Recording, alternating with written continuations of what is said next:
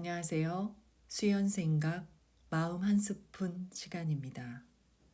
이번에 선정한 책은 제목 하버드 회복 탄력성 수업 게일 가젤 지음 출판사 현대지성입니다. 게일 가젤 박사는 막중한 책임감과 강도 높은 업무 환경에서 극심한 스트레스로 우울증과 번아웃에 빠진 의사들을 상대로 이 책에 나온 회복 탄력성 원리를 적용해 놀라운 효과를 거두었다. 지금까지 500명이 넘는 의사들이 그의 도움을 받고 내면의 위기와 역경을 극복해 의사들의 의사로 불린다. 그도 어린 시절 가정 폭력의 피해자로 힘든 시기를 보냈으나 회복 탄력성과 마음 챙김 훈련을 통해 과거의 고통을 극복해냈고 이를 계기로 힘겹게 살아가는 사람들의 마음에 평정심을 선물하는 삶을 살아가고 있습니다. 이제 시작해 볼까요? 회복 탄력성이란 무엇인가?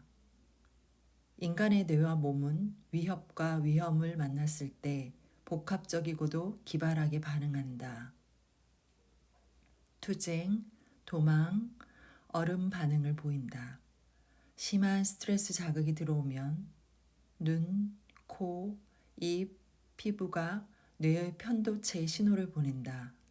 편도체는 공포와 경보 중추라고도 한다. 이때 편도체는 교감신경계를 활성화시킨다. 위험 반응에 초점이 맞춰진 교감신경계의 신경들은 몸 이곳저곳으로 생리적 반응을 촉발시켜 위험이 지나갈 때까지 투쟁하거나 도망치거나 얼음이 되게 만든다. 뇌는 신체적 위협과 심리적 위협을 구별하지 못해서 사소한 문제에도 똑같이 교감신경계를 작동한다. 이럴 때 내면에서 필요한 자원을 끌어올 수 있는 내적 능력을 회복 탄력성이라 한다. 회복 탄력성 개발은 일종의 프로세스입니다. 헬스장에서 근육을 만들기 위해 반복적으로 훈련하는 것처럼 훈련을 통해 시간이 흐를수록 강화시킬 수 있습니다. 이 책을 통해서 숨겨진 내면의 자원을 찾아내고 개발하는 데 투자해 보세요. 회복 탄력성의 핵심 요소 중에 첫 번째, 대인관계. 대인관계는 회복 탄력성의 핵심 요소 중 하나다. 타인과의 교류가 없다면 회복 탄력성은 말라버리고 우리의 악령은 심각한 위험에 처한다. 실제로 심리적 어려움은 신체 활동의 부족만큼이나 심혈관과 뇌졸중에 영향을 미친다. 사람은 태어나서 최초로 부모와 관계를 맺는다. 부모의 사랑이 부족했더라도 평생 여러 방식으로 타인과 중요한 인간관계를 맺을 수 있다. 낯선 이와 나눈 작은 교감, 친구나 배우자와의 관계, 자원봉사를 통한 지역사회와의 연결, 무작위로 베푸는 선행 등 다양한 교류를 통해 회복 탄력성은 높아진다. 유연성. 회복 탄력성은 휘어지거나 늘어나는 유연성과도 관련 있다. 힘과 유연성은 상호 보완적이다. 회복 탄력성이 높을 때 정신적으로나 정서적으로도 유연해진다. 상황과 사물을 새로운 시각으로 바라보고 자신이 처한 상황을 제대로 평가하고 이런 유연성을 개발하는데 필요한 것은 마음 챙김이다. 삶의 현실에서 도망칠 수 없는 징표들을 명심하자. 첫 번째, 나쁜 일은 늘 일어나기 마련이다. 힘든 일은 일어나서는 안 된다는 생각을 바꾸자. 두 번째, 모든 것은 변한다. 지금 힘든 처지에 있더라도 상황은 늘 똑같지 않다는 것을 기억하자. 세 번째, 타인의 말과 행동에 내 자신을 연관시키지 말자. 자신과 타인을 판단이 아닌 공감의 관점으로 바라보라. 끈기. 끈기는 행동으로 표출된 마음이다. 끈기는 역경을 이겨낼 내면의 자원이 있다는 자신감을 뜻한다. 목표가 명확하고 계획이 확실하면 그 목표를 달성할 때까지 잘 참고 견딜 수 있다. 우선 목표를 명확히 정해야 한다. 먼저 목표가 인생의 큰 목적에 부합한지 점검해야 한다. 이 목표를 달성하는 게 왜 중요한가? 이 일을 하는 근본적인 이유는 무엇인가? 지금 이 시기에 가장 중요한 것이 무엇인지 파악하면 당면한 일을 어떻게 해야 할지 감이 잡힌다. 그리고 구체적인 계획을 세운다. 계획을 분명하게 파악할 수 있도록 타임라인을 정한다.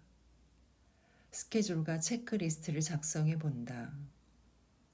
단계를 세분화해서 접근성을 높인다. 작게 시작한다. 당신이 처한 환경에 걸맞는 현실적인 목표인지 검토한다. 자기조절.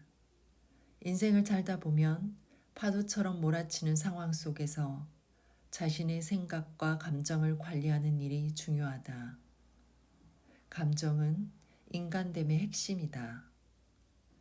하지만 우리는 감정을 다루는 법을 모른다. 감정을 다루는 데 도움이 될 만한 3가지 원칙을 소개한다. 첫 번째, 방아쇠를 파악하라. 나를 존중하지 않는다는 느낌, 내 말을 잘 듣지 않는다는 느낌, 나의 필요를 배려하지 않는다는 느낌, 부당한 대우를 받는다는 느낌으로 당겨진다. 두 번째, 스스로를 배려하라. 감정은 인간의 일부다. 우리가 통제하는 것은 감정이 아니라 감정에 대한 반응임을 늘 기억하라. 세 번째, 감정은 일어났다가 사라진다는 것을 잊지 마라. 천천히 호흡하기, 동네 한 바퀴 산책하기, 짧은 명상, 운동, 취미, 티타임 등으로 잠시 멈춤을 실천하면 도움이 된다. 긍정성. 긍정성은 회복 탄력성을 높여준다. 단순히 얼굴에 미소를 띠고 골치 아픈 감정을 보이지 않는 곳에 밀어넣는 것이 아니다. 오히려 참된 긍정성은 오르락 내리락 하는 감정 기복에 균형을 맞추는 역할을 한다. 긍정성은 부정적인 감정을 억제하거나 부인하는 것이 아니다. 사랑, 기쁨, 희망, 감사와 같은 긍정적 감정을 추구하는 것이다. 긍정성을 함양하기 위해서는 첫째, 부정성이 고개를 들 때마다 마음 챙김 명상을 활용해 부정적 생각을 떠나보내자. 둘째, 부정성을 긍정적인 방향으로 전환시키기 어렵다면 일단 자리를 옮겨 거리를 둔다. 셋째, 부정적 감정에 사로잡힐 때 호흡이 얕아지고 얼굴이 화끈거리고 온몸이 경직되는 몸의 신호를 주목하자. 긍정성은 몸과 마음에 다양한 유익을 준다. 자기 돌봄. 몸과 마음이 건강할수록 스트레스나 장애물을 잘 견뎌낼 수 있다. 하지만 우리는 자기 돌봄을 뒷전으로 밀어내기 일쑤다. 너무 많은 의무와 책임 앞에서 너무 많은 해야 할 일과 하고 싶은 일 앞에서 우리는 습관적으로 자기 돌봄을 잊어버린다. 자기 돌봄은 나만을 위한 일이 아니다. 나를 돌볼 줄 알면 타인을 돌볼 수 있고 맡겨진 책임도 잘 완수할 수 있다. 자기 돌봄을 실천하기 위한 방법으로 첫 번째, 나만을 위한 시간을 정한다. 두 번째, 규칙을 만들어 일상의 습관으로 자리 잡을 수 있도록 노력한다. 세 번째, 운동, 명상, 제 시간에 잠들기 등 목표를 세운다. 네 번째, 하루에 일정 시간 디지털 금식을 실천한다.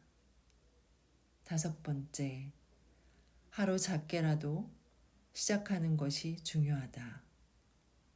자기 돌봄은 최적의 심신 상태를 유지해 회복 탄력성을 높인다. 이 책에서 말하는 회복 탄력성 훈련을 정리해 보면 아래와 같습니다. 첫 번째는 마음 챙김 훈련을 활용한다. 두 번째, 자기 공감 능력을 갖춘다. 세 번째, 긍정성에 초점을 맞춘다. 네 번째, 다른 사람과 교류한다. 다섯 번째, 상황을 바라보는 방식을 바꾼다. 어떠셨나요? 이 책을 읽고 조금은 여러분들의 회복 탄력성 훈련이 강화될 수 있는데 어떤 지혜를 얻으셨으면 하는 바람으로 오늘 선정한 책은 이것으로 마무리하도록 하겠습니다. 끝까지 읽어주시고 들어주셔서 감사드립니다.